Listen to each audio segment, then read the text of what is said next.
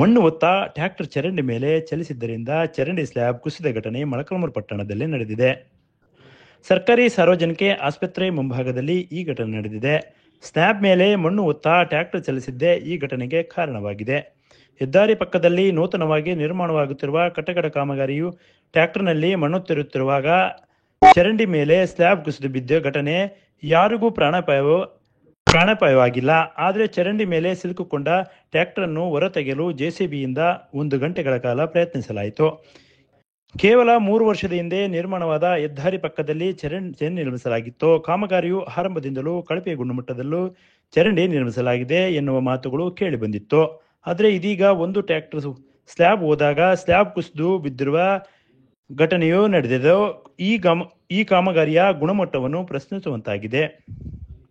ಅದೇ ರೀತಿ ಮುಖ್ಯ ರಸ್ತೆಯ ಕಳಪೆ ಕಾಮಗಾರಿಯು ಎದ್ದು ಕಾಣುತ್ತಿದೆ. ಕೇವಲ 3 ವರ್ಷಕ್ಕೆ ರೋಡ್ ಪಕ್ಕದಲ್ಲಿ ಡಿವೈಡರ್ಗಳು ಎಲ್ಲೆಂದರಲ್ಲೇ ಕಿತ್ತು ಹೋಗಿರುವುದು ಮತ್ತು ರಸ್ತೆ ಮಧ್ಯದಲ್ಲಿ ಡಿವೈಡರ್ಗಳು ಕೂಡ ಕಿತ್ತು ಹೋಗಿರುವ ಘಟನೆ ನಡೆದಿವೆ. ಈ ಕಾಮಗಾರಿಯು ಮೇಂಟೆನೆನ್ಸ್ ಇಲ್ಲದೆ ಅಧೋಗತಿಗೆ ಸಾಗಿದೆ. ಪಟ್ಟಣ ಪಂಚಾಯಿತಿ ಮಾತ್ರ ಕಣ್ಮುಚ್ಚಿ ಕುಳಿತಿದೆ. ಪಟ್ಟಣ ತುಂಬೆಲ್ಲ ಪೈಪ್ಲೈನ್ಗಳು ಎಲ್ಲೆಂದರಲ್ಲೇ ಒಡೆದಿವೆ. ಸಾರ್ವಜನಿಕರು ತಮ್ಮ ಫೇಸ್ಬುಕ್, ವಾಟ್ಸಪ್ಗಳಲ್ಲಿ ಹಾಕುವಂತಹ ಸ್ಥಿತಿ ಒದಗಿ ಬಂದಿದೆ.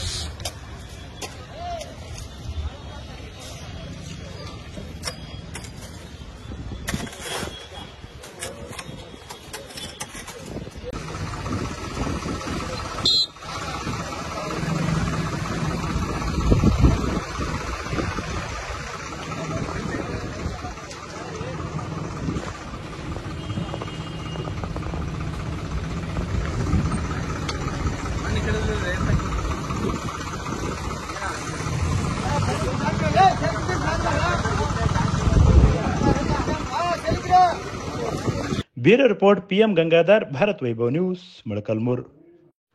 Thanks for watching. Read, discuss and debate with editor Dr. Yan Prashant Rao. Wanted reporters in print, digital and visual media for Bharat Vaibhav Daily Newspaper, BV News 5 Channel and BV Fast Web News from all the talukas of Karnataka, Goa and Maharashtra. If interested, send your resume to 9019229369.